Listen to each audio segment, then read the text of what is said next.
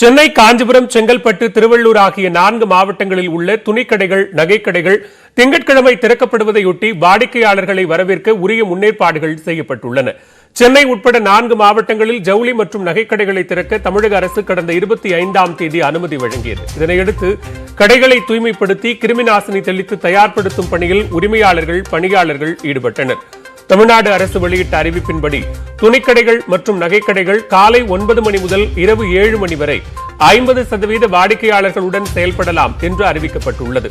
இதேபோன்று வணிக வளாகங்கள் செயல்பட அனுமதிக்கப்பட்டாலும் அங்குள்ள உணவகங்களில் பார்சல் சேவை மட்டுமே வழங்க வேண்டும் என்று அறிவுறுத்தப்பட்டுள்ளது. வணிக வளாகங்களில் உள்ள திரையரங்குகள், விளையாட்டு கூடங்கள் செயல்பட அனுமதி அளிக்கப்படவில்லை.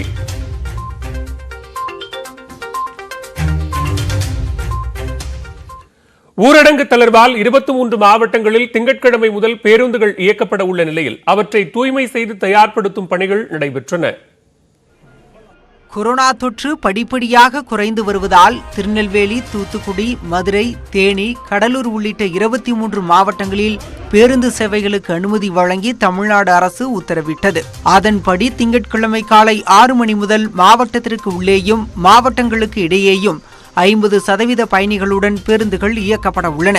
இதையொட்டி விழுப்புரம் அரசு போக்குவரத்து கழக பணிமனையில் பேருந்துகளை சுத்தம் செய்யும் பணி நடைபெற்றது.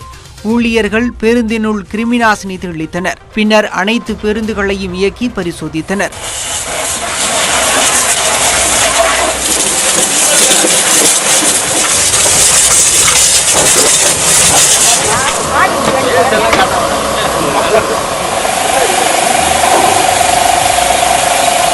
மதுரை மாவட்டத்தில் உள்ள போக்குவரத்து கழக பணிமனைகளில் அரசு பேருந்துகளை இயக்குவதற்கான ஆயத்த பணிகள் மேற்கொள்ளப்பட்டன. பயணிகள் கூட்டம் அதிகமுள்ள வழித்தடங்களில் தேவைக்கேற்ப கூடுதல் பேருந்துகள் இயக்கப்படும் எனவும் அதிகாரிகள் தரப்பில் தெரிவிக்கப்பட்டுள்ளது.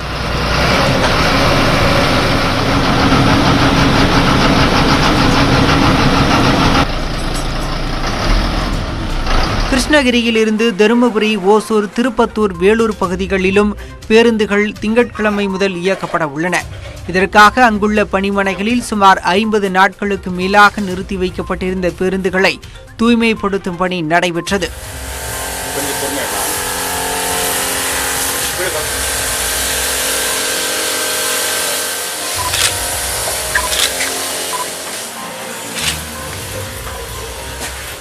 சென்னை, காஞ்சிபுரம், செங்கல்பட்டு, திருவள்ளூர் மாவட்டங்களில் ஏற்கனவே பேருந்து சேவை தொடங்கியுள்ள நிலையில் திங்கள் முதல் கூடுதலாக 23 மாவட்டங்களில் பேருந்து சேவை தொடங்குகிறது. அந்த வகையில் 27 மாவட்டங்களில் 9333 பேருந்துகள் இயக்கப்படும் என அமைச்சர் ராஜகண்ணப்பன் தெரிவித்துள்ளார்.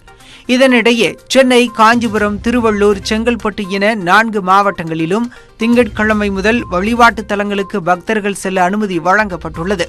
இதையடுத்து மயிலாப்பூர் கபாலீஸ்வரர் கோயிலில் தூய்மை பணிகள் நடைபெற்றன. ஆலயங்களில் கூட்ட நெரிசலை தவிர்க்க தடுப்பு கட்டைகள் போடப்பட்டு வருகின்றன. பாதுகாப்பான இடைவெளியை கடைபிடிக்க 2 மீட்டர் இடைவெளியில் கோடுகள் வரையப்பட்டுள்ளன. கோயிலுக்கு வரும் பக்தர்களுக்கு கிருமி நாசினி வழங்கப்படும் எனவும் தெரிவிக்கப்பட்டுள்ளது. இந்நிலையில் பக்தர்களுக்கு எந்த பாதிப்பும் ஏற்படாது என்ற நிலை வந்தவுடன் மற்ற மாவட்டங்களிலும் கோயில்கள் திறக்கப்படும் என்று இந்து சமய அறநிலையத்துறை அமைச்சர் சேகர் பாபு தெரிவித்துள்ளார். சென்னையில் செய்தியாளர்களை சந்தித்த அவர் இதனை தெரிவித்தார். கூடிய விரைவில் இந்த கொரோனா நோய் தொற்றினால் மக்களுக்கு, பக்தர்களுக்கு ஆபத்தில்லை என்ற நிலையை கண்டறிந்தவுடன் மீதம் இருக்கின்ற திருக்கோயில்களையும் உடனடியாக திறப்பதற்கு நடவடிக்கை எடுப்பார்கள். ஆன்மீக பெருமக்களுடைய அவருடைய ஏக்கத்தை போக்குவார்கள்.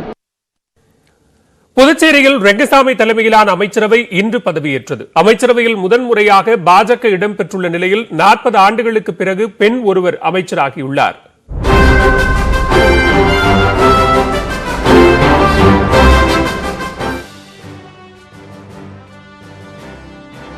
சந்திரபிரியங்கா எனும் நான் இந்திய ஒன்றியத்தின் சட்டப்படி ஏற்படுத்தப்பட்ட உண்மையாகவும் மனச்சான்றின்படியும் ஆற்றுவேன். நான் நேர்முகமாகவோ அல்லது மறைமுகமாகவோ தெரிவிக்கவோ அல்லது வெளிப்படுத்தவோ மாட்டேன். புதுச்சேரி சட்டப்பேரவை தேர்தலில் என்ஆர் காங்கிரஸ் பாஜக கூட்டணி வெற்றி பெற்றதை அடுத்து முதலமைச்சராக கடந்த மாதம் 7ஆம் தேதி ரங்கசாமி பதவியேற்றார். பின்னர் அவருக்கு கொரோனா தொற்று ஏற்பட்டு குணமடைந்த நிலையில் நீண்ட இழுபறிக்கு பின் அமைச்சர்கள் பட்டியல் இறுதி செய்யப்பட்டது. இதையடுத்து ஆளுநர் மாளிகை வளாகத்தில் நடைபெற்ற விழாவில் புதிய அமைச்சர்களுக்கு துணைநிலை ஆளுநர் தமிழிசை சவுந்தரராஜன் பதவி பிரமாணமும் ரகசிய காப்பு பிரமாணமும் செய்து வைத்தார். அதில் இந்திய ஒன்றியத்தின் புதுச்சேரி ஆட்சி பரப்பின் அமைச்சர் என்ற முறையில் என்ற வரி இடம்பெற்றிருந்தது. தமிழ்நாட்டில் திமுகவைச் சேர்ந்தவர்கள் ஒன்றிய அரசு என கூறுவதற்கு பாஜகவினர் எதிர்ப்பு தெரிவித்து வரும் நிலையில் புதுச்சேரி பதவி பிரமாணத்தில் இந்திய ஒன்றியம் என்ற வார்த்தை இடம்பெற்றுள்ளது. இந்திய ஒன்றியத்தின் புதுச்சேரி ஆட்சி பரப்பின் அமைச்சர் என்ற வகையில் என்னுடைய கடமைகளை உண்மையாகவும் மனச்சான்றின்படியும் ஆற்றுவேன். முதலில் பாஜகவைச் சேர்ந்த நமச்சிவாயம் பதவியேற்றுக் கொண்டார். நமச்சிவாயம் எனும் நான் கடவுளின் பெயரால் உறுதி கூறுவதாவது, நான் நேர்முகமாகவோ அல்லது மறைமுகமாகவோ ஒருவருக்கோ அல்லது பலருக்கோ இந்திய ஒன்றியத்தின் புதுச்சேரி ஆட்சி பரப்பின் அமைச்சர் என்கின்ற முறையில் என் கவனத்திற்கு கொண்டு வரப்படும் அல்லது எனக்கு தெரிய வரும் எந்த செய்தியையும் என்னுடைய கடமைகளை முறையாக ஆற்றுவதற்கு தேவைப்பட்டாலன்றி தெரிவிக்கவோ அல்லது வெளிப்படுத்தவோ மாட்டேன். இதையடுத்து என்ஆர் காங்கிரஸைச் சேர்ந்த லட்சுமி நாராயணன், தேனி ஜெயக்குமார், சந்திர பிரியங்கா ஆகியோர் பதவியேற்றனர். சந்திர பிரியங்கா எனும் நான் கடவுளின் பெயரால் உறுதி கூறுவதாவது, இந்திய ஒன்றியத்தின் புதுச்சேரி ஆட்சி பரப்பின் அமைச்சர் என்ற வகையில் என்னுடைய கடமைகளை உண்மையாகவும் மனச்சான்றின்படியும் ஆற்றுவேன். இறுதியாக பாஜகவைச் சேர்ந்த சாய் கே சரவணகுமார் பதவியேற்றார். விழாவில் முதலமைச்சர் ரங்கசாமி, பாஜகவைச் சேர்ந்த சட்டப்பேரவைத் தலைவர், சட்டமன்ற உறுப்பினர்கள், கூட்டணி கட்சி தலைவர்கள் கலந்து கொண்டனர். இந்த பதவியேற்பு விழாவை திமுக எம்எல்ஏக்கள் புறக்கணித்தனர். பதவியேற்பு முடிந்தவுடன் துணைநிலை ஆளுநருடன் ரங்கசாமி அமைச்சரவை குழுவாக புகைப்படம் எடுத்துக்கொண்டது. கொரோனா தொற்று பரவல் காரணமாக விழாவில் பொதுமக்களுக்கு அனுமதி அளிக்கப்படவில்லை. ரங்கசாமி அமைச்சரவையில் 3 பேர் என்ஆர் காங்கிரஸ், 2 பேர் பாஜக என மொத்தம் 5 பேர் அமைச்சர்களாக பதவியேற்றுக் கொண்டனர். முதல் முறையாக அமைச்சரவையில் பாஜக இடம்பெற்றுள்ளதோடு 40 ஆண்டுகளுக்கு பிறகு பெண் ஒருவர் அமைச்சராகியுள்ளார். புதுச்சேரி முன்னாள் அமைச்சர் சந்திரகாசுவின் மகளான சந்திர பிரியங்கா எந்த துறை கொடுத்தாலும் சிறப்பாக செயல்படுவேன் என தெரிவித்தார். அமைச்சரவை கிடைக்கிறதுக்கு முக்கியமான காரணம் எங்களுடைய என்ஆர் அவர்கள், எங்களுடைய முதல்வர் ஐயா அவர்கள். அவங்களால தான் பெண்களுக்கு சம உரிமை கொடுக்கணுங்கிற ஒரே காரணத்துக்காக நிச்சயமாக எங்கள் மேலே உள்ள நம்பிக்கையில் இந்த ஒரு அமைச்சர் பதவியை 5 அமைச்சர்களில் ஒரு அமைச்சராக என்னை ஆக்கியிருக்காங்க. அதுக்கு முழுக்க முழுக்க என்னுடைய என்ஆர் ஐயா அவர்களுக்கு எங்களுடைய நன்றியை தெரிவிச்சுக்கிறேன். மேலும் தன் மீதான அனைத்து எதிர்பார்ப்புகளையும் நம்பிக்கையையும் நிறைவேற்றுவேன் என்றும் உறுதியளித்தார். தொடர்ந்து விரைவு செய்திகளை பார்க்கலாம். இந்திய ராணுவத்தின் சத்ருஜித் படை பிரிவினர் ராஜஸ்தானில் ஹெலிகாப்டரில் இருந்து குதித்து போர் ஒத்திகை மேற்கொண்டனர். இந்திய விமானப்படையும் ராணுவமும் இணைந்து இந்த ஒத்திகையை மேற்கொண்டனர். போர் சூழலுக்கு தயாராக இருப்பதை எடுத்துக் கூறக்கூடிய வகையில் இந்த ஒத்திகை நடைபெற்றது. போர் விமானத்திலிருந்து அடுத்தடுத்து பாராசூட் உதவியுடன் வீரர்கள் குதித்தனர். போர் ஏற்படக்கூடிய நேரங்களில் பாதுகாப்பு தளவாடங்களை பாராசூட் உதவியுடன் தேவைப்படக்கூடிய இடங்களுக்கு எடுத்து செல்வது குறித்தும் ஒத்திகை மேற்கொள்ளப்பட்டது. வீரர்கள் பாராசூட்டின் உதவியோடு அடுத்தடுத்து குதித்தது காண்போரை வெகுவாக கவர்ந்தது.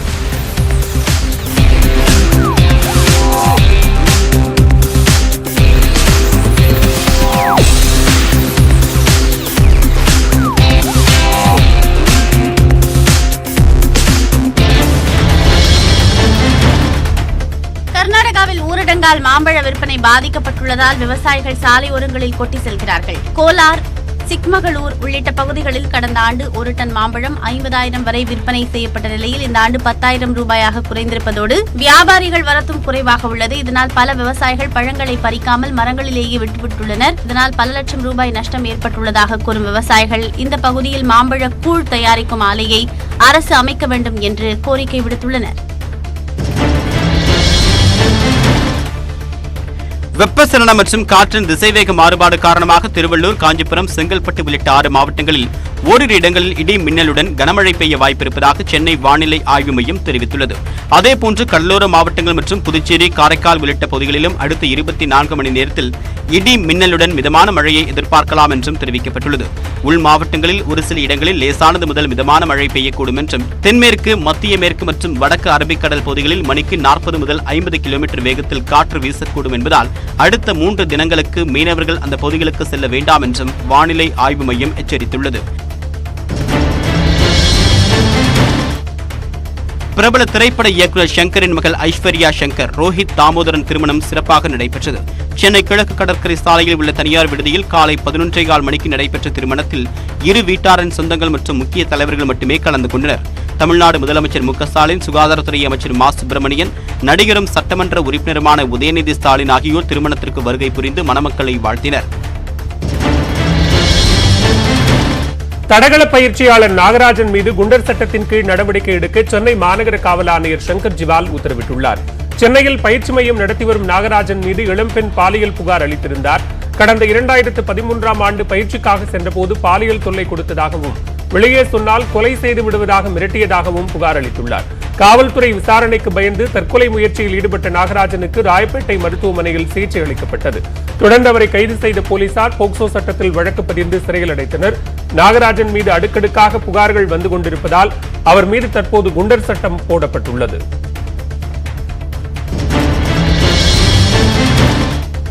மருத்துவ வல்லுநர்கள் மற்றும் பெற்றோர்களின் கருத்துக்களை கேட்ட பிறகே பள்ளிகள் திறப்பது குறித்து முடிவெடுக்கப்படும் என அமைச்சர் அன்பில் மகேஷ் பொய்யாமொழி தெரிவித்துள்ளார். திருச்சி மலைக்கோட்டை தாயுமானவர் சுவாமி கோவிலில் மாத ஊதியமின்றி பணியாற்றும் அர்ச்சகர்களுக்கு 4000 ரூபாய் கொரோனா உதவித்தொகை மற்றும் மளிகைப் பொருட்களை அமைச்சர் அன்பில் மகேஷ் பொய்யாமொழி வழங்கினார். பின்னர் செய்தியாளர்களை சந்தித்த அவர் 12ஆம் வகுப்பு மாணவர்களுக்கு மதிப்பெண் வழங்கும் முறை அறிவிக்கப்பட்டுள்ளதால் விரைவில் மதிப்பெண் பட்டியல் தயார் செய்யப்பட்டு வெளியிடப்படும் என தெரிவித்தார். கோவை, திருப்பூர் உள்ளிட்ட 11 மாவட்டங்களில் டாஸ்மாக் கடைகளுக்கு அனுமதி வழங்கப்படாததால் அங்குள்ள மதுப்பிரியர்கள் அருகில் உள்ள திண்டுக்கல் மாவட்டத்திற்கு படையெடுக்க தொடங்கியுள்ளனர். தினந்தோறும் கார் மற்றும் இருசக்கர வாகனங்களில் திண்டுக்கல் மற்றும் பழனியில் உள்ள டாஸ்மாக் கடைகளுக்கு சென்று வரக்கூடிய மதுப்பிரியர்கள் வருகின்றனர். இதனால் உள்ளூர்வாசிகள் மது கிடைக்காமல் திணறி வருவதாக குற்றச்சாட்டு எழுந்துள்ளது. எனவே திருப்பூர், ஈரோடு, கோவை மாவட்டங்களை சேர்ந்த நபர்களை அனுப்பக்கூடாது என்று போலீசாரிடம் உள்ளூர்வாசிகள் வாக்குவாதத்தில் ஈடுபட்டனர். அதேவேளையில் கோவை, திருப்பூர் பகுதிகளில் டாஸ்மாக் கடைகளை திறக்க வேண்டும் என்று மதுப்பிரியர்கள் கோரிக்கை விடுத்துள்ளனர். கோவை மாவட்டம் மேட்டுப்பாளையம் அருகே குடியிருப்பு பகுதியில் சுற்றித் திரிந்த பாகுபலி என்ற காட்டு யானை அடர்ந்த வனப்பகுதிக்குள் சென்றுவிட்டதாக வனத்துறை தெரிவித்துள்ளது. யானை கூட்டங்களுடன் சேராமல் தனியாக சுற்றித் திரிந்த பாகுபலி யானைக்கு ரேடியோ காலர் கருவி பொருத்தி கண்காணிக்க வனத்துறை திட்டமிட்டது. அதன்படி 3 கும்கி யானைகளின் உதவியுடன் பாகுபலி யானையை தேடக்கூடிய பணியில் வனத்துறையினர் தீவிரமாக ஈடுபட்டனர். இத்தனை வலைகளிலும் சிக்காத பாகுபலி யானை அடர்ந்த வனப்பகுதிக்குள் சென்றுவிட்டது. வனப்பகுதியை விட்டு இனி வெளியே வந்தால்தான் பாகுபலி யானைக்கு ரேடியோ காலர் பொருத்தக்கூடிய பணி நடைபெறும் என்று வனத்துறை தெரிவித்துள்ளது. இப்போ டீம் நம்ம ட்ராக் பண்ணுறோம், ஆனால் அந்த யானை அந்த இடத்த விட்டு வெளியே வரமாட்டாங்குது. யானை வெளியே ஒரு சமதள பரப்புலையோ இல்லைன்னா ரோடு ஓரத்துலையோ வரும்போது தான் அதை நம்ம பிடிக்க முடியும், பிடிச்சி கேலர் ஐடி போட முடியும். அது வயசு இப்போ இந்த ரோட்லேருந்து ஒரு 3 கிலோமீட்டர் தள்ளி தான் அது இருக்குது. கடலூர் மாவட்டம் விருதாச்சலத்தில் மின்சார கம்பிகளில் அணில்கள் சிக்கியதால் மின்மாற்றியில் பழுது ஏற்பட்டது. அங்குள்ள பாலக்கரை ரவுண்டானா அருகே உள்ள மின்மாற்றியில் ஏறிய 3 அணில்கள் மின் கம்பங்களில் உரசி இருந்தன. இதனால் மின்மாற்றியில் பழுது ஏற்பட்டதாக தெரிகிறது. சுமார் அரை மணி நேரம் அங்கு மின் விநியோகம் துண்டிக்கப்பட்டதால் மக்கள் அவதிக்குள்ளாகினர். சம்பவ இடத்திற்கு வந்த மின்சார வாரிய ஊழியர்கள் இறந்த அணில்களை அகற்றிவிட்டு மின்மாற்றிகளை சரி செய்தனர். ரஷ்யாவின் வருடாந்திர கொண்டாட்ட நிகழ்வான ஸ்கார்லெட் செயில்ஸ் விழா பிரம்மாண்டமாக கொண்டாடப்பட்டது. பள்ளிப்படிப்பை முடித்தோருக்கு அர்ப்பணிக்கும் வகையில் செயின்ட் பீட்டர்ஸ்பர்க் நகரில் கொண்டாடப்படும் இந்த விழா கண்ணை கவரும் வான வேடிக்கை, கலை நிகழ்ச்சிகள், நீர் விளையாட்டுகளுக்கு புகழ் பெற்றது. தற்போது ரஷ்யாவில் கொரோனா பரவல் அதிகரித்து வரும் சூழலிலும் ஆயிரக்கணக்கானோர் கூடி இந்த விழாவை ரசித்தனர். வானை அலங்கரித்த வான வேடிக்கைகளும் இந்த விழாவுக்காகவே உருவாக்கப்பட்ட 19ஆம் நூற்றாண்டை பிரதிபலிக்கும் கப்பலும் பார்வையாளர்களை வெகுவாக கவர்ந்தது.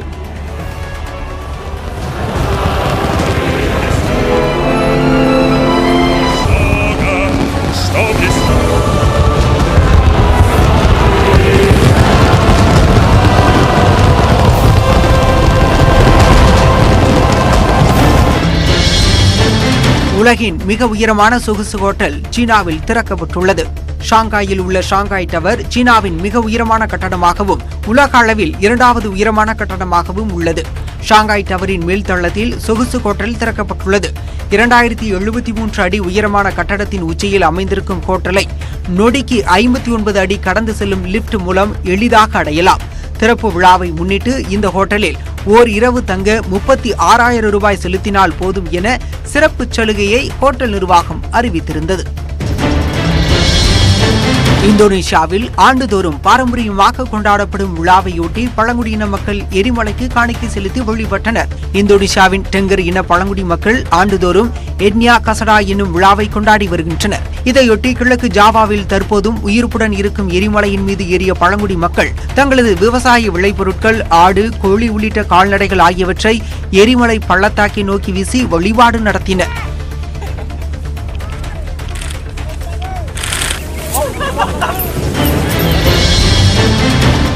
வில்வித்தை மகளிர் உலகக்கோப்பையில் இந்திய அணி தங்கம் வென்று அசத்தியுள்ளது. வில்வித்தை உலகக்கோப்பையின் 3ஆம் நிலை போட்டி பாரிஸில் நடைபெற்றது. இதில் இந்தியா மெக்சிகோ அணிகள் இடையே கடும் போட்டி நிலவியது. இந்த போட்டியில் இந்திய அணி துவக்க முதலே ஆதிக்கம் செலுத்தியது. இறுதியில் 5-1 என்ற புள்ளிகள் கணக்கில் இந்திய அணி அபார வெற்றி பெற்றது. இந்திய அணியின் தீபிகா குமாரி, கோமலிகா பாரி, அன்கிதா பாகத் ஆகியோருக்கு தங்கப்பதக்கம் அளிக்கப்பட்டன. In Tokyo, that's just a tantalizing 20-something days away, the Olympic Games, and we'll see the big. இதேபோல் கலப்பு இரட்டையர் பிரிவில் நெதர்லாந்து அணியை 5-3 என்ற கணக்கில் இந்திய அணி வீழ்த்தி மேலும் ஒரு தங்கப்பதக்கத்தை வென்று அசத்தியுள்ளது. இப்போட்டியில் இந்திய அணியில் பங்கேற்று ஆடிய அனந்து தாஸ் மற்றும் தீபிகா குமாரி ஆகியோர் கணவன் மனைவி என்பது கூடுதல் சிறப்பாகும். யூரோ கோப்பை கால்பந்து தொடரில் வாழ்வா சாவா போட்டியில் செக் குடியரசு அணியை நெதர்லாந்து அணி இன்று எதிர்கொள்கிறது. இந்திய நேரப்படி இரவு 9:30 மணிக்கு நடைபெறும் இந்த போட்டி ஹங்கேரியின் பூடபெஸ்ட் நகரில் நடைபெறவுள்ளது. யூரோ கோப்பை வரலாற்றில் 10வது முறை களம் கண்டுள்ள நெதர்லாந்து செக் குடியரசு அணிகள் இதற்கு முன்பு 11 சர்வதேச போட்டிகளில் நேருக்கு நேர் மோதியுள்ளன. இதில் செக் குடியரசு 5 ஆட்டங்களிலும் நெதர்லாந்து 3 ஆட்டங்களிலும் வெற்றி பெற்றுள்ளன. 3 போட்டிகள் டிராவில் முடிந்துள்ளன.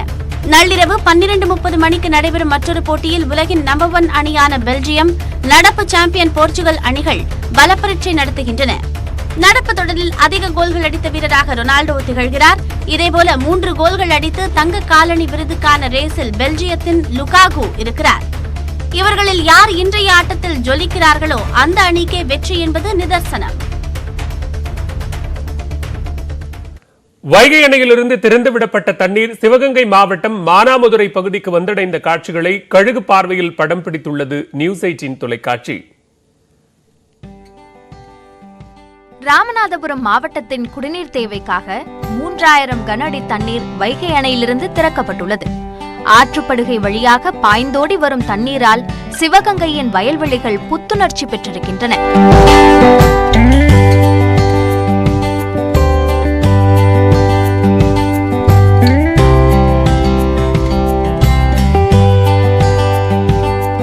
வளைந்து நெளிந்து சீறி பாய்ந்து வரும் இந்த தண்ணீர் வழி எங்கிலும் உள்ள குடிநீர் திட்டங்களை நிறைவேற்றுவது மட்டுமின்றி இயற்கையின் அழகை பறைசாற்றுவதாகவும் அமைந்துள்ளது.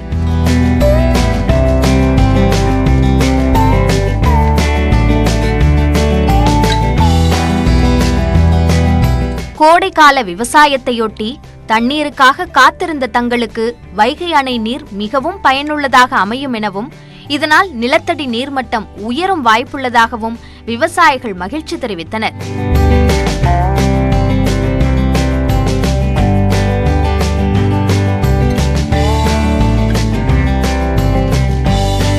மானாமதுரையின் எழில்மிகு ஆலயங்களையும் அழகிய கரையோரங்களையும் வருடிச் செல்லும் தண்ணீர் ராமநாதபுரம் மக்களின் தாகம் தீர்க்க கரை புரண்டு ஓடுகிறது.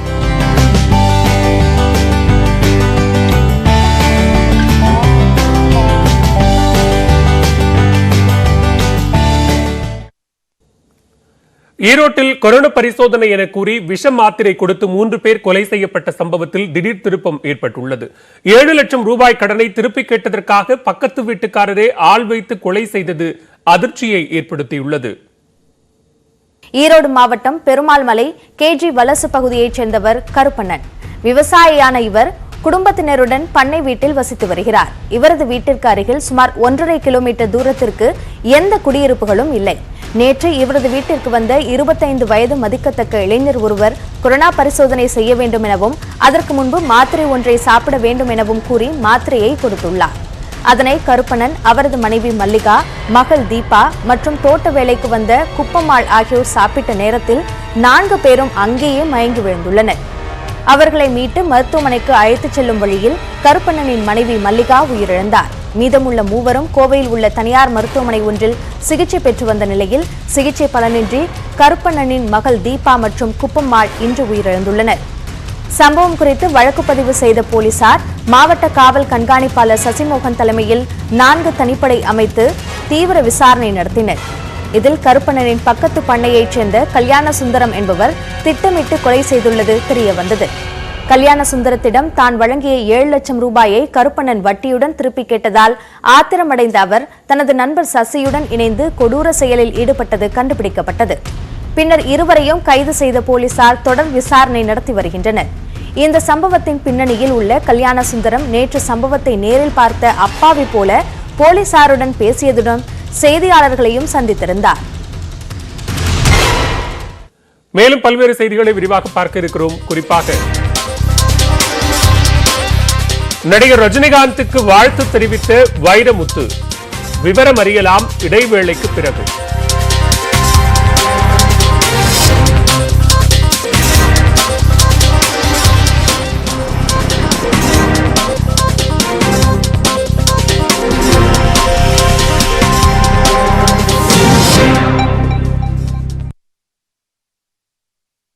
செயல்படலாம்.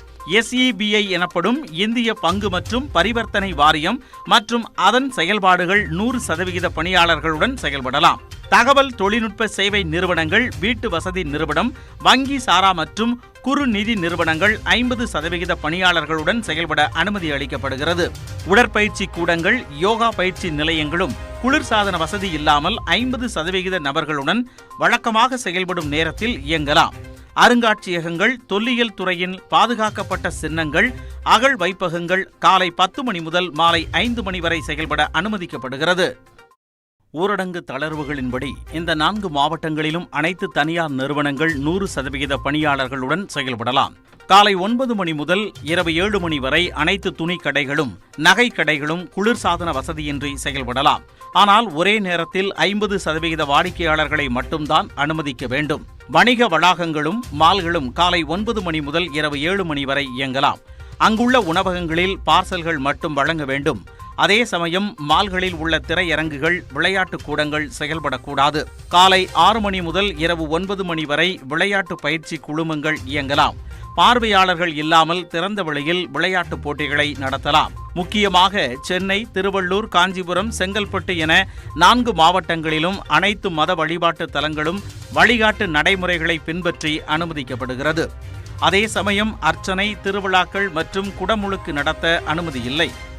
இதில் தொற்று பாதிப்புக்கு ஏற்ப 38 மாவட்டங்களையும் 3 வகையாக பிரித்து தளர்வுகள் அறிவிக்கப்பட்டுள்ளன.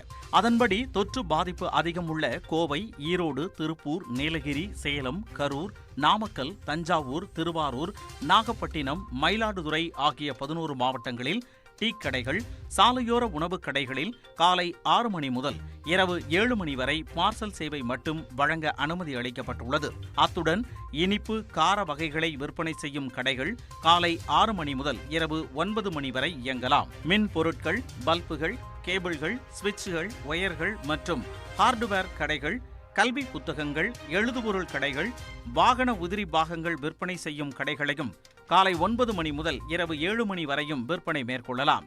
இதேபோன்று செல்போன், கணினி மற்றும் அது சார்ந்த உதிரி பாகங்களின் விற்பனை கடைகள் காலை 7 மணி முதல் இரவு 7 மணி வரை இயங்கலாம். தகவல் தொழில்நுட்பம் சார்ந்த துறைகள் 20% பணியாளர்களுடனும், வங்கி சாராத நிதி நிறுவனங்கள் 33% பணியாளர்களுடனும் இயங்கலாம். அழகு நிலையங்கள், சலூன்கள் குளிர்சாதன வசதியின்றி 50% வாடிக்கையாளர்களை அனுமதித்து காலை 6 மணி முதல் இரவு 7 மணி வரை இயங்க அனுமதிக்கப்பட்டுள்ளது. பார்வையாளர்கள் இன்றி திறந்தவெளி மைதானத்தில் விளையாட்டுப் போட்டி நடத்தவும், பூங்காக்களில் காலை 6 மணி முதல் 9 மணி வரை மட்டும் நடைபயிற்சி மேற்கொள்ளவும், திரைப்படம் மற்றும் சின்னத்திரை படப்பிடிப்புகளை 100 பேருடன் நடத்தவும் அனுமதிக்கப்பட்டுள்ளது. திரைப்பட தயாரிப்புக்கு பின்னர் உள்ள பணிகளை மேற்கொள்ளவும் அரசு அனுமதி அளித்துள்ளது.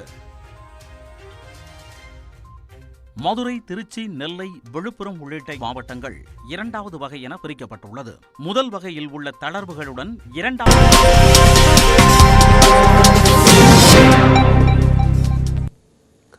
ஜம்மு காஷ்மீர் விமானப்படை தளத்தின் தொழில்நுட்ப கட்டடத்தில் ட்ரோன்களை பயன்படுத்தி 2 முறை வெடிகுண்டு தாக்குதல் நடத்தப்பட்டுள்ளது. சட்டவிரோத செயல்கள் தடுப்புச் சட்டத்தின் கீழ் வழக்கு பதிவு செய்யப்பட்டு விசாரணை தீவிரப்படுத்தப்பட்டுள்ளது.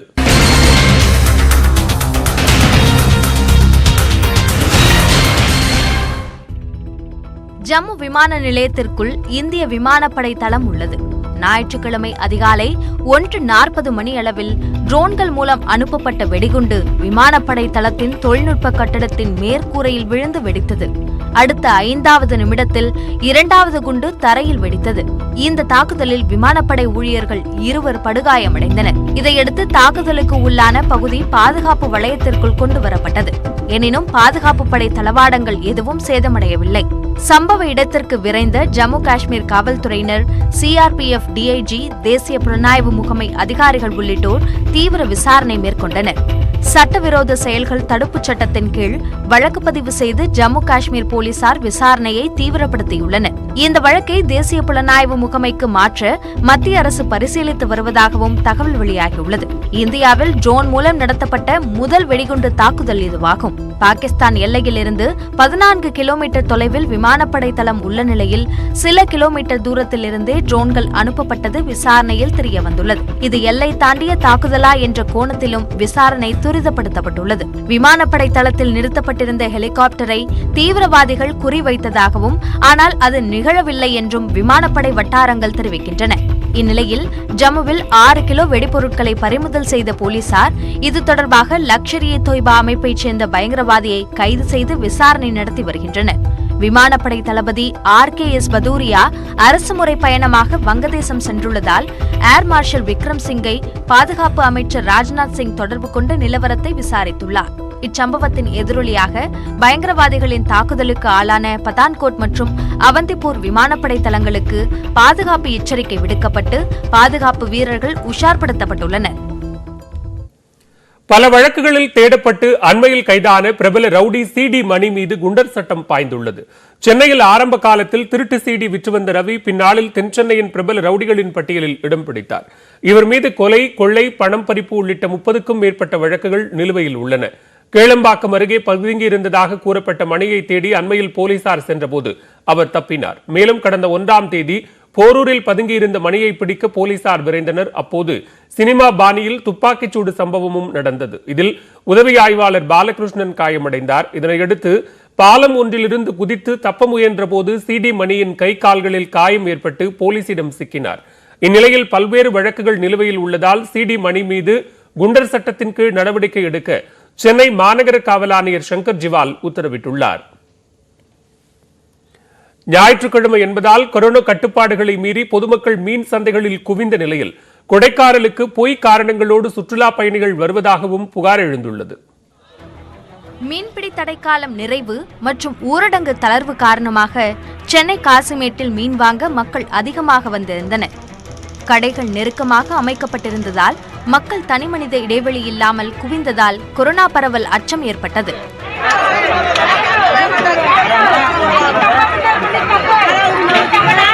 கடற்கரைகளில் திங்கட்கிழமை முதல் நடைபயிற்சி செல்ல அனுமதி வழங்கப்பட்டுள்ள நிலையில் சென்னை மெரினா கடற்கரையில் இன்றே பொதுமக்கள் குவிந்தனர்.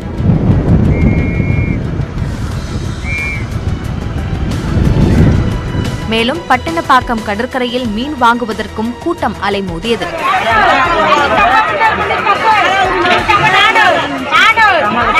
கடலூர் மாவட்டம் முதுநகர் மீன்பிடி துறைமுகத்திலும் குவிந்த பொதுமக்களில் பலர் முகக்கவசம் கூட அணியாமல் வந்திருந்தனர்.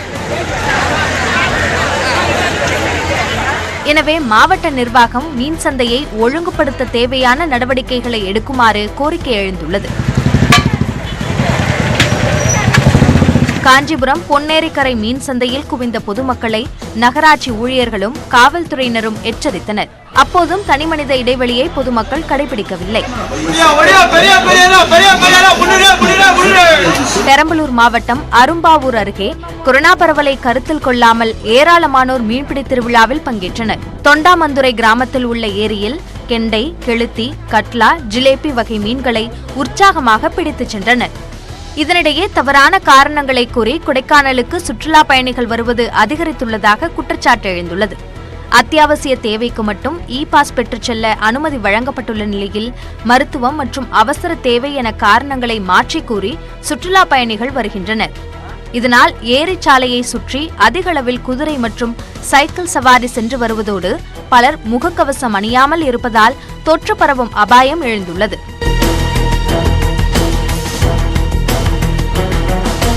இந்நிலையில் நாமக்கல் நகராட்சி பகுதியில் ட்ரோன் மூலம் கிருமி நாசினி தெளிக்கும் பணி நடைபெற்றது. கொரோனா பாதிப்பு அதிகம் உள்ள அன்பு நகர், முதலிப்பட்டி முருகன் கோயில் பகுதிகளோடு பேருந்து நிலையம் மற்றும் முக்கிய சாலைகளிலும் கிருமி நாசினி தெளிக்கப்படுகிறது.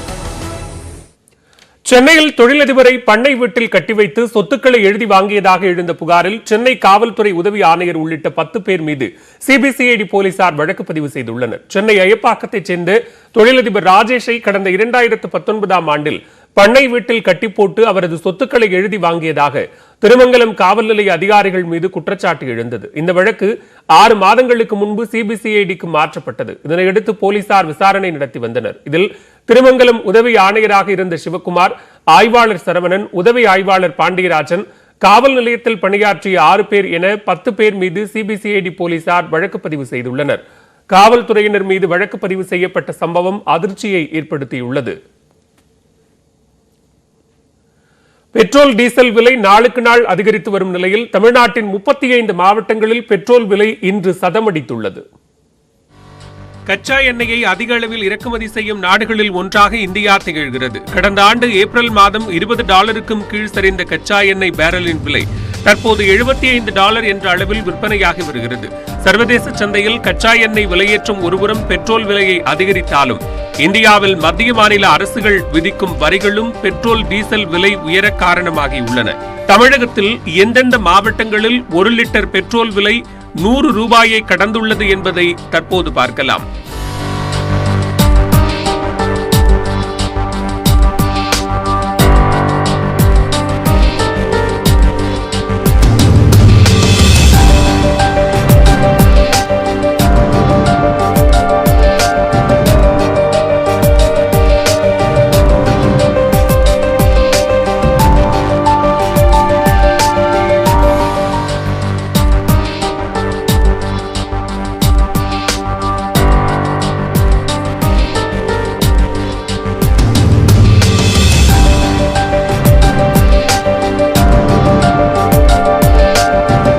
இதனிடையே பெட்ரோல் விலை உயர்வால் நடுத்தர மற்றும் ஏழை மக்கள் மிகுந்த இன்னலுக்கு ஆளாகி உள்ளதாக தெரிவிக்கப்பட்டுள்ளது. பெட்ரோல் விலை 20 நாளாக ஏறுமுகமாக இருந்து கொண்டிருக்கிறது. நடுத்தர மக்களுடைய வாழ்வாதாரம் ரொம்ப பாதிப்படைகிறது. ஏன்னா 2 வீலரில் ஒரு சின்ன வண்டி வச்சுருந்து எதுனா பிஸ்னஸ் பண்ணுறவங்க கூட பாதிக்கிறாங்க. அதனால் ரொம்ப பொருளாதார வாழ்க்கையை பாதிக்குது. மத்திய மாநில அரசுகள் பெட்ரோல் டீசல் விலையை குறைக்க நடவடிக்கை எடுக்க வேண்டும் என்றும் பொதுமக்கள் வலியுறுத்தியுள்ளனர். இன்னைக்கு வண்டி அத்தியாவசிய பொருள் எதுக்கு எடுத்தாலும் வண்டி தான். வேலையாள்களை வண்டி தான். வேலையாள்கள் கூலி ஆள்களை கொண்டு போய் இறக்கி விடுறதுக்கு வண்டி தான். எல்லாத்துக்குமே வண்டி பெட்ரோல் டீசல் விலை அதிகமாக மத்திய அரசாங்கம் பார்த்து இதெல்லாம் ஓரளவு குறைச்சி கொடுத்தா நல்லாயிருக்கும். தமிழகத்தின் 27 மாவட்டங்களில் திங்கட்கிழமை முதல் அரசு பேருந்துகள் இயக்கப்பட உள்ளன. பெட்ரோல் விலையேற்றம் காரணமாக ஏழை மற்றும் நடுத்தர மக்கள் சொந்த வாகனங்களுக்கு பதிலாக பேருந்துகளில் பயணிக்க ஆர்வமாக உள்ளனர். பெட்ரோல் டீசல் விலையை குறைக்க அரசியல் கட்சிகள் கோரிக்கை விடுத்த நிலையிலும் மத்திய மாநில அரசுகள் செவிசாய்க்கவில்லை. திருப்பூரில் தந்தையின் கடனுக்காக மகனின் வங்கிக் கணக்கை விதிகளுக்கு உட்பட்டே முடக்கியதாக SBI வங்கி விளக்கமளித்துள்ளது. திருப்பூர் மாவட்டம் பல்லடம் அடுத்த குள்ளம்பாளையத்தைச் சேர்ந்த விவசாயி கனகராஜின் தந்தை ரங்கசாமி SBI வங்கியில் $75,000 பயிர்க்கடன் வாங்கியிருந்தார். இதற்கு கனகராஜ் ஜாமீன் கையெழுத்து போட்டிருந்தார். 2 ஆண்டுகளுக்கு முன்பு ரங்கசாமி இறந்துவிடவே தந்தையின் கடனை தான் கட்டுவதாக வங்கியில் கனகராஜ் கூறியுள்ளார். சில மாதங்கள் கடனை கட்டிய நிலையில் கொரோனா காரணமாக தவணை தொகையை கட்ட முடியாமல் போனது. இதனால் அதே வங்கியில் கனகராஜ் வைத்திருந்த சேமிப்பு கணக்கை மேலாளர் சுந்தரமூர்த்தி முடக்கிவிட்டார். அந்த கணக்கில் மருத்துவ செலவிற்காக $1.5 லட்சம் கனகராஜ் வைத்திருந்தார். அவருக்கு உடல்நலம் குன்றிய போதும் அந்த தொகையை விடுவிக்க வங்கி மறுத்ததால் கனகராஜ் பரிதாபமாக உயிரிழந்தார். விவசாயி கனகராஜின் மரணம் தொடர்பாக விவசாய சங்கத்தினர் வங்கியில் முறையிட்டனர். இந்நிலையில் அவரது வங்கிக் கணக்கு முடக்கப்பட்டதில் விதிமீறல் இல்லை என்று கூறியுள்ள திருப்பூர் மாவட்ட மேலாளர் அலெக்சாண்டர் கனகராஜ் குடும்பத்திற்கு இழப்பீடு வழங்கவும் பரிந்துரைத்துள்ளார். கொரோனா தடுப்பூசி குறித்து மக்கள் அச்சம் கொள்ள தேவையில்லை என்று தனது மனதின் குரல் நிகழ்ச்சியில் பிரதமர் மோடி விழிப்புணர்வு ஏற்படுத்தியுள்ளார். மாதந்தோறும் கடைசி ஞாயிற்றுக்கிழமையில் பிரதமர் மோடி பங்கேற்கும் மனதின் குரல் நிகழ்ச்சி வானொலியில் ஒலிபரப்பானது. இதில் பேசிய அவர், கடினமான உழைப்பால் இந்திய வீரர் வீராங்கனைகள் டோக்கியோ ஒலிம்பிக் போட்டிக்கு தகுதி பெற்றுள்ளதாக கூறினார். ஒலிம்பிக் குறித்த பல்வேறு தகவல்களை தெரிந்து கொள்ள மைகவ் தளத்தில் ரோட் டு டோக்கியோ குவிஸில் அனைவரும் பங்கேற்க அழைப்பு விடுத்த அவர் அண்மையில் காலமான இந்தியாவின் பறக்கும் மனிதர் மில்கா சிங் மருத்துவமனையில் இருந்தபோது அவரை சந்தித்ததை நினைவு கூர்ந்துள்ளார். அப்போது ஒலிம்பிக்கில் பங்கேற்கும் வீரர்களை உற்சாகப்படுத்த தாம் வர தயாராக இருப்பதாக மில்கா சிங் கூறியதாகவும் மோடி தெரிவித்தார். டோக்கியோ ஒலிம்பிக்கில் பங்கேற்பது எளிதானது அல்ல என குறிப்பிட்ட பிரதமர் தமிழக வாழ்வீச்சு வீராங்கனை பவானி தேவியின் திறமையை வெகுவாக பாராட்டினார். सीए भवानी देवी जी, नाम भवानी है और ये तलवारबाजी में एक्सपर्ट है. चेन्नई के रहने वाली भवानी पहली भारतीय फेंसर है जिन्होंने ओलंपिक में क्वालिफाई किया है. मैं कहीं पढ़ रहा था कि भवानी जी की ट्रेनिंग जारी रहे, इसके लिए उनकी मां ने अपने गहने तक गिरवी रख दिए थे. மனதின் குரல் நிகழ்ச்சியில் தமிழ்நாடு குறித்து தான் பேசிய அனைத்தையும் தொகுத்து சென்னையை சேர்ந்த குரு பிரசாத் என்பவர் மின் புத்தகமாக உருவாக்கி இருப்பதையும் மோடி சுட்டிக்காட்டினார். गुरु प्रसाद जी, आपकी ये पोस्ट पढ़कर बहुत आनंद आया. अब आप अपनी ई बुक में एक और पेज जोड़ दीजिए. नान तमिल कला चारक्तिन पेरिये अभिमानी, नान उलगतलय पलमयान तमिल मोलियन पेरिये अभिमानी. उच्चारण का दोष अवश्य होगा. கொரோனா தடுப்பூசி செலுத்திக் கொள்ள கிராமப்புற மக்களிடம் தயக்கம் உள்ளதாக குறிப்பிட்ட பிரதமர் மோடி வதந்திகளை நம்பாமல் எவ்வித தயக்கமும் இன்றி தடுப்பூசி செலுத்திக் கொள்ள வேண்டும் என வலியுறுத்தினார். அறிவியலையும் நமது விஞ்ஞானிகளையும் நம்ப வேண்டும் என குறிப்பிட்ட அவர் கொரோனாவுக்கு எதிரான மக்கள் போராட்டம் தொடருவதாகவும் பிரதமர் மோடி தெரிவித்தார். இந்நிலையில் பிரதமர் மோடி பாராட்டியது மகிழ்ச்சி அளிப்பதாக சென்னை ஆவடி அருகே பருத்திப்பட்டை சேர்ந்த குரு பிரசாத் தெரிவித்துள்ளார்.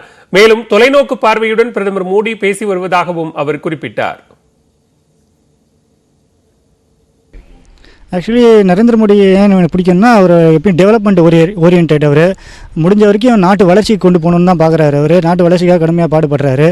இது வரைக்கும் நரேந்திர மோடி தமிழ்நாட்டை பற்றி நிறைய சொல்லியிருக்காரு. குறிப்பிட்டு சொல்லணும்னா அப்துல் கலாம் பற்றி சொல்லியிருக்காரு. நம்ம ஐயா அப்துல் கலாம் பற்றி சொல்லியிருக்காரு. நம்ம பிஎம் நரேந்திர மோடி வீடியோஸ்லாம் பார்ப்பேன். அப்போ மன் கி பாத்தும் ஆக்சுவலி டெய்லியும் ஒவ்வொரு மந்த் கடைசி சண்டே பேசுகிற காலையில் 11 o'clock. அது எனக்கு ரொம்ப பிடிக்கும். அது நான் பேசும்போது சரி நாமளும் அவருக்கு எதாவது எழுதி போட்டு அதை அவர் பேசினார்னா நம்ம தமிழ்நாட்டு மக்களுக்கு எதாவது நன்மையாக இருக்கும்னு சொல்லிட்டு நான் எழுதினேன் அவருக்கு. அவர் பேசினார். அவர் பேசினது சம்மந்தமாக நான் ஒரு 18 பேஜுக்கு இது கம்பைல் பண்ணி ஒரு இபுக்கு சென்ட் பண்ணியிருந்தேன் அவருக்கு. அதை ஒரு 2 தடவை படித்ததாக சொன்னார் இன்னைக்கு காலைல மன் கி பாத்தில். படிச்சுட்டு அவர் இது வரைக்கும் பேசினதெல்லாம் இவ்வளோ இருக்கா அப்படின்னு சொல்லி அதை பெருமிதப்பட்டு அவருக்கு இன்னும் தமிழ்நாட்டு மேலே தமிழ் மொழி மேலே இன்னும் நிறைய அன்பு இருக்குது, அக்கறை இருக்குன்ற மாதிரி சொன்னார். அது எனக்கு ரொம்ப பிடிச்சிருந்துரு. தமிழ்நாட்டை பற்றி பேசினதெல்லாம் சேகரித்து இப்போ ஒரு இபுக்காக ரெடி பண்ணி அவருக்கு அனுப்பிச்சேன். அது இன்னைக்கு காலையில் மன் கி பாத்தில் பேசினார். ரொம்ப சந்தோஷம். அந்த மன் கி பாத்தை அவர் நம்ம ஆப்லையும் ரிலீஸ் பண்ணுறதா சொல்லியிருக்காரு. அவருக்கு மிக்க நன்றி. பாரத பிரதமர் நரேந்திர மோடி மிக்க நன்றி. ஜெய்ஹிந்த். மேலும் பல்வேறு செய்திகளை விரிவாக பார்க்கலாம் இடைவேளைக்கு பிறகு.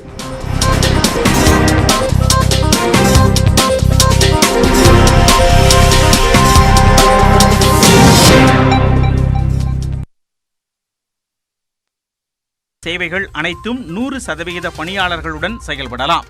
SEBI எனப்படும் இந்திய பங்கு மற்றும் பரிவர்த்தனை வாரியம் மற்றும் அதன் செயல்பாடுகள் 100% பணியாளர்களுடன் செயல்படலாம். தகவல் தொழில்நுட்ப சேவை நிறுவனங்கள், வீட்டு வசதி நிறுவனம், வங்கி சாரா மற்றும் குறு நிதி நிறுவனங்கள் 50% பணியாளர்களுடன் செயல்பட அனுமதி அளிக்கப்படுகிறது. உடற்பயிற்சி கூடங்கள், யோகா பயிற்சி நிலையங்களும் குளிர்சாதன வசதி இல்லாமல் 50% நபர்களுடன் வழக்கமாக செயல்படும் நேரத்தில் இயங்கலாம். அருங்காட்சியகங்கள், தொல்லியல் துறையின் பாதுகாக்கப்பட்ட சின்னங்கள், அகழ் வைப்பகங்கள் காலை 10 மணி முதல் மாலை 5 மணி வரை செயல்பட அனுமதிக்கப்படுகிறது. ஊரடங்கு தளர்வுகளின்படி இந்த 4 மாவட்டங்களிலும் அனைத்து தனியார் நிறுவனங்கள் 100% பணியாளர்களுடன் செயல்படலாம். காலை 9 மணி முதல் இரவு 7 மணி வரை அனைத்து துணி கடைகளும் நகை கடைகளும் குளிர்சாதன வசதியின்றி செயல்படலாம். ஆனால் ஒரே நேரத்தில் 50% வாடிக்கையாளர்களை மட்டும்தான் அனுமதிக்க வேண்டும். வணிக வளாகங்களும் மால்களும் காலை 9 மணி முதல் இரவு 7 மணி வரை இயங்கலாம். அங்குள்ள உணவகங்களில் பார்சல்கள் மட்டும் வழங்க வேண்டும். அதே சமயம் மால்களில் உள்ள திரையரங்குகள், விளையாட்டு கூடங்கள் செயல்படக்கூடாது. காலை 6 மணி முதல் இரவு 9 மணி வரை விளையாட்டு பயிற்சி குழுமங்கள் இயங்கலாம்.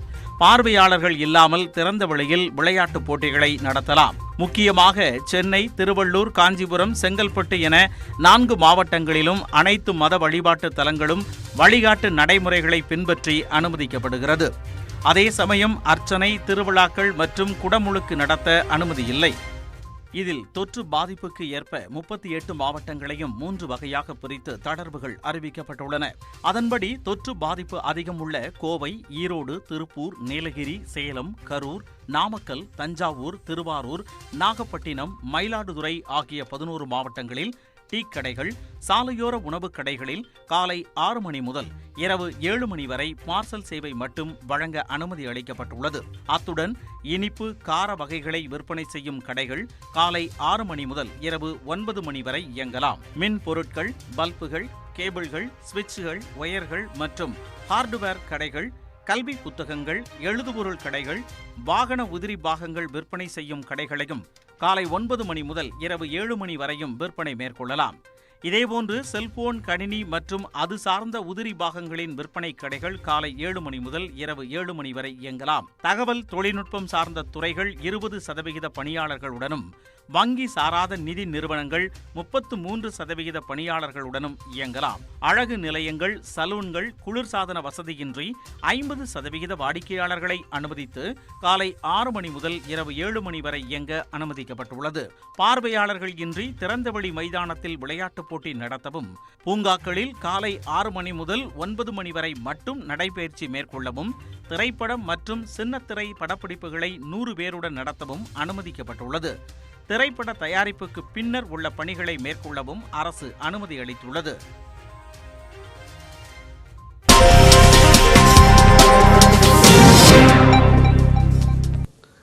தமிழகத்தில் ஒருநாள் கொரோனா பாதிப்பு 5127 குறைந்துள்ளது. நீண்ட இடைவெளிக்கு பிறகு உயிரிழப்பு 100க்கும் குறைவாக பதிவாகியுள்ளது.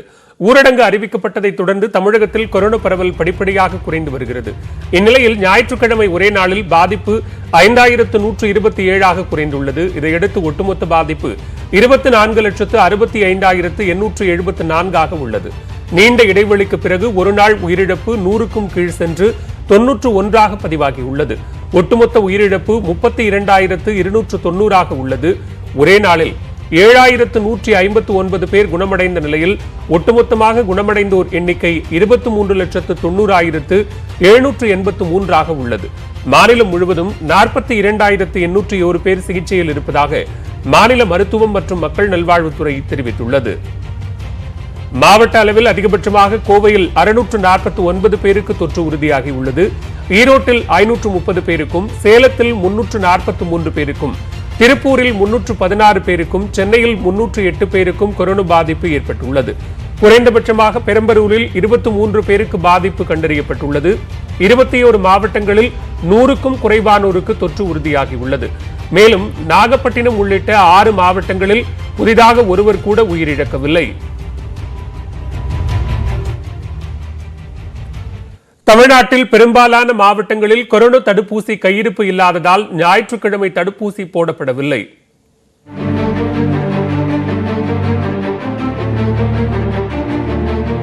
கோவை மாவட்டத்தில் கொரோனா தடுப்பூசி செலுத்திக் கொள்ள மக்கள் அதிக அளவில் ஆர்வம் காட்டி வருகின்றனர்.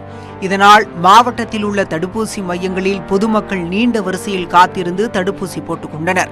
இந்த நிலையில் கோவையில் இருப்பில் இருந்த 17,991 தடுப்பூசிகளும் பொதுமக்களுக்கு செலுத்தப்பட்டு விட்டதாகவும், அதன் காரணமாக தடுப்பூசி இருப்பு இல்லை என்றும் சுகாதாரத்துறை அதிகாரிகள் தெரிவித்தனர். இதனால் மாநகர் ஊரக பகுதிகளில் உள்ள தடுப்பூசி மையங்களின் அறிவிப்பு பலகைகளில் தடுப்பூசி போடப்படாது என எழுதப்பட்டிருந்தது. இதனால் ஊசி போட வந்தவர்கள் ஏமாற்றத்துடன் திரும்பிச் சென்றனர். தொண்டாமுத்தூர் அருகே உள்ள முள்ளங்காடுபதி மலை கிராமத்திற்கு 500 தடுப்பூசிகளுடன் சுகாதாரத்துறை அதிகாரிகள் சென்றனர். ஆனால் தடுப்பூசி போட தயக்கம் காட்டிய கிராம மக்கள் பலர் அதிகாரிகளை கண்டதும் ஒளிந்து கொண்டனர். பிரச்சனையே இல்ல. ஆதார் கார்டு அங்க போ. ஒண்ணும் கிடையாது இங்க பாரு. பின்னர் சுகாதாரத்துறை ஊழியர்கள் அறிவுரை கூறியதை தொடர்ந்து 50 பேர் மட்டுமே தடுப்பூசி செலுத்திக் கொண்டனர். கிராம மக்களிடம் போதிய விழிப்புணர்வு இல்லை என சுகாதாரத்துறை அதிகாரிகள் வேதனை தெரிவிக்கின்றனர். முள்ளங்காட்டில் 600 பேர் இருந்தாங்க. ஆனால் அதுக்கான அவேர்னஸ் இல்லாதனால, பயத்தினால நிறைய பேர் கேன்வாஸ் பண்ணியும், இத்தனைக்கு நல்லூர் வயலில் அவங்க கட்சிக்காரங்க, நம்ம பஞ்சாயத்து எல்லாம் சேர்ந்து மைக் அனௌன்ஸ்மெண்ட்லேருந்து ஹவுஸ் போய் அவேர்னஸ் கிரியேட் பண்ணியிருக்காங்க. இருந்தாலும் நமக்கு வந்து அது அவங்களுக்கு ஒத்து வரல. ஈரோட்டில் தடுப்பூசிகள் கையிருப்பு இல்லாததால் மாவட்டம் முழுவதும் கொரோனா தடுப்பூசி போடும் பணிகள் நிறுத்தி வைக்கப்பட்டுள்ளன. இதனால் தடுப்பூசி போடும் முகாம்கள் வெறிச்சோடி காட்சியளித்தன.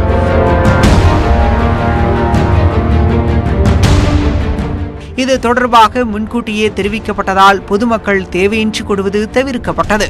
இதேபோல் பல்வேறு மாவட்டங்களில் கையிருப்பு இல்லாததால் தடுப்பூசி போடும் பணி நிறுத்தப்பட்டுள்ளது. சைடஸ் காடிலா தடுப்பூசி 12 முதல் 18 வயதுக்கு உட்பட்டோருக்கு அடுத்த மாதம் முதல் செலுத்தப்படும் என்று கோவிட் தடுப்பு நடவடிக்கைகளுக்கான பணிக்குழுவின் தலைவர் NK அரோரா தெரிவித்துள்ளார். நாடு முழுவதும் கொரோனா தடுப்பூசி போடும் பணி முழுவீச்சில் நடைபெற்று வருகிறது. இந்நிலையில் மத்திய அரசு தரப்பில் உச்சநீதிமன்றத்தில் வெள்ளிக்கிழமை தாக்கல் செய்யப்பட்ட பிரமாண பத்திரத்தில் சைடஸ் காடிலா தடுப்பூசி பரிசோதனை நிறைவு பெறும் நிலையில் உள்ளதாகவும் 12 முதல் 18 வயதுக்கு உட்பட்டோருக்கு விரைவில் தடுப்பூசி செலுத்தப்படும் என்றும் தெரிவிக்கப்பட்டிருந்தது. நாடு முழுவதும் 18 வயதுக்கு மேற்பட்டவர்களுக்கு செலுத்த 186 கோடியே 60 லட்சம் டோஸ்கள் தடுப்பூசி தேவைப்படுவதாகவும் மத்திய அரசின் பிரமாண பத்திரத்தில் குறிப்பிடப்பட்டிருந்தது. இந்நிலையில் டெல்லியில் செய்தியாளர்களிடம் பேசிய கோவிட் தடுப்பு நடவடிக்கைகளுக்கான பணிக்குழுவின் தலைவர் NK அரோரா சைடஸ் காடிலா தடுப்பூசி அடுத்த மாத இறுதியிலோ அல்லது ஆகஸ்ட் மாத தொடக்கத்திலோ 12 முதல் 18 வயதுக்கு உட்பட்டோருக்கு போடப்படும் என்று தெரிவித்தார். இன்னும் 6 முதல் 8 மாதங்களுக்குள் தினசரி 1 கோடி டோஸ் தடுப்பூசி போட இலக்கு நிர்ணயிக்கப்பட்டுள்ளதாகவும் அரோரா தெரிவித்தார். SBI ATMகளில் நூதன முறையில் பணத்தை திருடிய வழக்கில் ஹரியானாவில் கைது செய்யப்பட்ட மற்றொரு நபர் சென்னைக்கு அழைத்து வரப்பட்டார். தமிழகம் முழுவதும் 21 ATM மையங்களில் பணம் திருடப்பட்டுள்ளதாக காவல்துறை தெரிவித்துள்ளது. சென்னை நகரில் கடந்த 15ஆம் தேதி முதல் 18ஆம் தேதி வரையான காலத்தில் பணம் டெபாசிட் இயந்திரங்களுடன் கூடிய பாரத ஸ்டேட் வங்கியின் ATM மையங்களில் சிலர் பணம் எடுப்பது போல சென்று 45 லட்சம் ரூபாயை திருடியுள்ளதாக புகார்கள் வந்தன. இது தொடர்பாக தனிப்படை அமைத்து போலீசார் நடத்திய விசாரணையில் வடமாநில கும்பல் ஈடுபட்டிருப்பது தெரியவந்தது. இதனையடுத்து ஹரியானா மாநிலத்திற்கு தனிப்படை போலீசார் விரைந்தனர். இதில் அமீர் அர்ஷ் என்ற நபர் கைது செய்யப்பட்டு சென்னைக்கு அழைத்து வரப்பட்டார். அவரை 5 நாட்கள் காவலில் எடுத்து போலீசார் விசாரணை நடத்தி வருகின்றனர். அமீர் அளித்த தகவலின் அடிப்படையில் அவரது உறவினரான வீரேந்தர் கைது செய்யப்பட்டார். வீரேந்தரை விமானம் மூலமாக இன்று போலீசார் சென்னைக்கு அழைத்து வந்தனர். தரமணி காவல் நிலையத்தில் வைத்து விசாரணை நடத்தி வருகின்றனர். இந்நிலையில் ஹரியானா மாநிலத்தைச் சேர்ந்த 9 பேர் ஒருங்கிணைந்து இந்த குற்றச்செயலில் ஈடுபட்டிருப்பது தெரியவந்துள்ளதாக காவல்துறையின் செய்திக்குறிப்பு தெரிவிக்கிறது. சென்னையில் 15 இடங்களில் பணத்தை திருடியதோடு கிருஷ்ணகிரி மாவட்டத்தில் 3 இடங்களிலும், காஞ்சிபுரம், திருவண்ணாமலை, வேலூர் மாவட்டங்களில் தலா 1 இடத்திலும் குற்றச்செயலில் ஈடுபட்டதாக போலீசார் தெரிவித்துள்ளனர். இந்நிலையில் திருடப்பட்ட பணத்தில் 20 லட்சத்தை தரமணியில் உள்ள கோட்டக் வங்கி டெபாசிட் ATM மூலமாக அமீரின் தாயார் பெயரில் உள்ள வங்கிக் கணக்கில் அனுப்பியதும் தெரியவந்துள்ளது. கொள்ளை கும்பலின் தலைவனாக சதக்கத்துல்லா கான் செயல்பட்டுள்ளதை தனிப்படை போலீசார் அடையாளம் கண்டுள்ளனர். இதனையடுத்து வீரேந்தரின் 3 வங்கிக் கணக்குகளை முடக்கியுள்ள போலீசார் அதில் உள்ள பணத்தை பறிமுதல் செய்யவும் நடவடிக்கை எடுத்துள்ளனர். தொடர்ந்து விரைவுச் செய்திகளை பார்க்கலாம். கேரளாவில் கொரோனா வழிகாட்டு நெறிமுறைகளை பின்பற்றி வழிபாட்டு தலங்களில் பொதுமக்கள் வழிபாடு செய்தனர். கொரோனா தொற்று பரவல் குறைந்து வருவதால் ஊரடங்கில் பல்வேறு தளர்வுகள் அளிக்கப்பட்டுள்ளன. இருப்பினும் வார இறுதி நாட்களில் முழு ஊரடங்கு கடைபிடிக்கப்பட்டு அத்தியாவசிய பணிகளுக்கு மட்டும் மக்கள் வெளியில் வர அனுமதி வழங்கப்பட்டுள்ளது. இதனால் மக்கள் நடமாட்டத்தை குறைக்கும் வகையில் முக்கிய சாலைகளில் போலீசார் தீவிர வாகன சோதனையில் ஈடுபட்டுள்ளனர். மேலும் மசூதி, கோயில், தேவாலயங்களில் குறைந்த அளவில் மக்கள் வழிபாடு செய்தனர். உத்தரப்பிரதேசத்தில் தேர்தலில் பகுஜன் சமாஜ் தனித்தே போட்டியிடும் என கட்சியின் தலைவர் மாயாவதி தெரிவித்திருக்கிறார். அடுத்த ஆண்டு உத்தரப்பிரதேசம் மற்றும் உத்தரகாண்ட் மாநிலங்களில் சட்டமன்ற தேர்தல் நடைபெறுகிறது. இதில் ஓம் பிரகாஷ் ராஜ்பாரின் சுஹேல்தோ பாரதிய சமாஜ் கட்சி மற்றும் OICயின் AIMIM கட்சிகளுடன் கூட்டணி அமைத்து மாயாவதி களம் காண உள்ளதாக தகவல் வெளியானது. இதனை மறுத்திருக்கும் மாயாவதி தனித்தே தேர்தலை சந்திக்க உள்ளதாக விளக்கமளித்தார். அதேவேளையில் அடுத்த மாதம் லக்னோ வரும் OIC மாயாவதியை சந்திக்க வாய்ப்புள்ளதாக கூறப்படுகிறது. கொரோனா தொற்று காலத்தில் சிறப்பாக பணியாற்றிய கோவையை சேர்ந்த தன்னார்வலருக்கு காணொலி மூலம் மக்கள் நீதி மய்யம் கட்சித் தலைவர் கமலஹாசன் பாராட்டு தெரிவித்தார். கொரோனா தொற்று தீவிரமாக இருந்த நிலையில் கோவை ஆர்எஸ்புரம் பகுதியைச் சேர்ந்த நடன பயிற்சி பள்ளி நடத்தி வரும் எட்வின் பாதிக்கப்பட்ட மக்களுக்கு தேவையான உதவிகளை செய்தார். அரசு மருத்துவமனையில் அனுமதிக்கப்பட்ட தொற்றாளர்கள், அவர்களது உதவியாளர்கள் ஆகியோருக்கு உணவு வாங்கி கொடுப்பது, ஆக்சிஜன் வசதி செய்து கொடுப்பது ஆகிய உதவிகளை செய்து வந்தார். இந்த தகவலை அறிந்த கமல்ஹாசன் எட்வினுக்கு காணொலி மூலம் வாழ்த்து தெரிவித்தார். பெரிய பணக்காரர்களை தெரியும் என்பதை விட தங்களை போன்ற மக்கள் நலம் பேண முன்னிருப்பவர்களை தெரியும் என்பதுதான் முக்கியம் என்று கமல்ஹாசன் கூறினார். திருவள்ளூர் மாவட்டம் கோட்டூர் அருகே சொகுசு காரில் வந்து ஆடு திருடியவர்களை போலீசார் தேடி வருகின்றனர். அங்குள்ள சோமசேகரபுரம் கிராமத்திற்குள் சொகுசு காரில் வந்த திருடர்கள் 6 ஆடுகளை கடத்தி சென்றனர். காரில் ஆடுகள் அலறும் சத்தத்தை கேட்ட கிராம மக்கள் உடனடியாக திருடர்களை துரத்த துவங்கினர். இரட்டை புலி என்னும் இடத்தில் சொகுசு கார் திடீரென கோளாறு காரணமாக நடுவழியில் நிற்க பதற்றமடைந்த திருடர்கள் அங்கிருந்து தப்பிச் சென்றனர். வாகனத்தை பறிமுதல் செய்த கோட்டூர் போலீசார் இதுகுறித்து விசாரணை நடத்தி வருகின்றனர். மக்களின் பிரச்சனைகளை தீர்ப்பதற்கு எந்த அறிகுறியும் திமுக அரசிடமிருந்து தென்படவில்லை என்று நாம் தமிழர் ஒருங்கிணைப்பாளர் சீமான் விமர்சித்துள்ளார். இது தொடர்பாக ட்விட்டரில் பதிவிட்டுள்ள அவர், திமுக ஆட்சி அமைந்த 100 நாட்களில் மக்களின் பிரச்சனைகள் தீர்க்கப்படும் என்று வானளவு அளந்தவர்களின் காலக்கெடு பாதியாக முடிந்துவிட்டதாக குறிப்பிட்டுள்ளார். மேலும் தமிழகத்தின் பிரச்சனைகளை தீர்ப்பதற்கு எந்த ஒரு அறிகுறியும் தென்படவில்லை என்று சாடியுள்ள சீமான், மக்களின் பிரச்சனைகளை கடிதங்களாய் பெற்ற திமுகவின் பெட்டிகள் எங்கே என்று கேள்வி எழுப்பியுள்ளார். அப்பெட்டிகளை எப்போது திறப்பீர்கள் என்று வினவியுள்ள நாம் தமிழர் ஒருங்கிணைப்பாளர், பெட்டிக்கான சாவி தொலைந்து விட்டதா அல்லது பெட்டியே தொலைந்து விட்டதா எனவும் விமர்சித்துள்ளார். கொரோனா நிவாரணப் பொருளை பெற்ற மூதாட்டியின் புகைப்படம் மூலம் பலரது பாராட்டுகளை பெற்ற ஜாக்சன் ஹெர்பி மூதாட்டிக்கு மாதந்தோறும் 2000 ரூபாய் அளிக்கப் போவதாக கூறியுள்ளார். தமிழ்நாடு அரசின் கொரோனா நிவாரண தொகுப்புகளை பெற்ற மூதாட்டி வேலம்மாள் மகிழ்ச்சியோடு சிரித்த புகைப்படம் சமூக வலைதளத்தில் வேகமாக பரவியது. மூதாட்டியை புகைப்படம் எடுத்த ஜாக்சன் ஹெர்பியை முதலமைச்சர் அழைத்து தனது பாராட்டுகளை தெரிவித்தார்.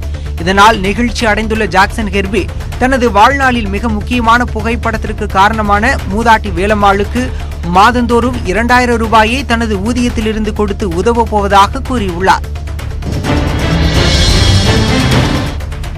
அமெரிக்காவில் நடிகர் ரஜினிக்கு மருத்துவ பரிசோதனை நல்ல வண்ணம் நிறைவடைந்தது மகிழ்ச்சி அளிப்பதாக கவிஞர் வைரமுத்து தெரிவித்துள்ளார். இது தொடர்பாக ட்விட்டரில் பதிவிட்டுள்ள அவர், அமெரிக்காவில் இருந்து ரஜினி அழைத்தார் என்றும் மருத்துவ பரிசோதனை நல்ல வண்ணம் நடந்தது என்று அவர் கூறியதை கேட்டு மகிழ்ந்தேன் என்றும் குறிப்பிட்டுள்ளார். ரஜினியின் குரலில் ஆரோக்கியம், நம்பிக்கை இரண்டும் இளையோட கண்டேன் என்றும் பதிவிட்டுள்ளார்.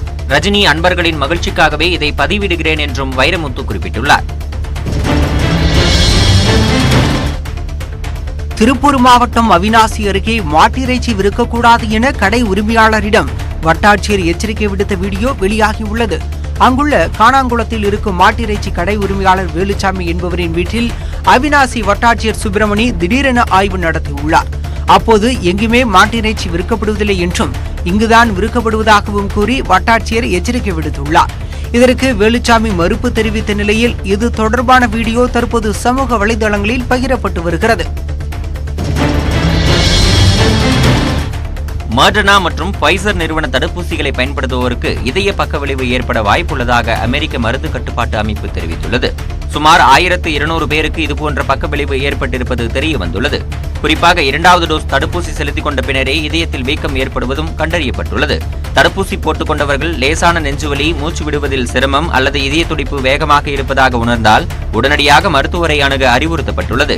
இதற்கிடையில் மாடர்னா மற்றும் பைசர் நிறுவன தடுப்பூசி குப்பிகளிலும் இதுகுறித்த எச்சரிக்கை இடம்பெற்றுள்ளது. செவ்வாய் கிரகத்தில் மேற்கொள்ளப்பட்ட ஆய்வு மூலம் கிடைத்த புதிய காட்சிகளை சீனாவின் தேசிய விண்வெளி நிர்வாகம் வெளியிட்டுள்ளது. சீனா வெற்றிகரமாக அதன் சுரோங் ரோவர் விண்கலத்தை செவ்வாய் கிரகத்தில் கடந்த மாதம் 15ஆம் தேதி தரையிறக்கியது. 6 சக்கரங்களை கொண்ட சுரோங் ரோவர் செவ்வாய் கிரகத்தின் வடக்கு பகுதியில் இருக்கும் பெரிய நிலப்பரப்பான உடோபியா பிளானிஷியா என்கிற இடத்தை இலக்கு வைத்து ஆய்வு நடத்தியது. 42 நாட்களில் சுமார் 236 மீட்டர் தூரம் சுரங் ரோவர் பயணம் மேற்கொண்டுள்ளதாகவும் செவ்வாய் கிரகத்தில் உயிர்கள் மற்றும் தண்ணீருக்கான ஆதாரங்களை தேடி ஆய்வு நடைபெற்று வருவதாகவும் சீனா தெரிவித்துள்ளது. மொத்தம் 90 நாட்களுக்கு இந்த ஆய்வு பணிகள் நடைபெறும் நிலையில் அமெரிக்காவிற்கு பிறகு செவ்வாய் கிரகத்தில் வெற்றிகரமாக விண்கலத்தை தரையிறக்கி ஆய்வு செய்யும் 2வது நாடாக சீனா உருவெடுத்துள்ளது. மேலும் பல்வேறு செய்திகளை விரிவாக பார்க்கலாம் இடைவேளைக்கு பிறகு.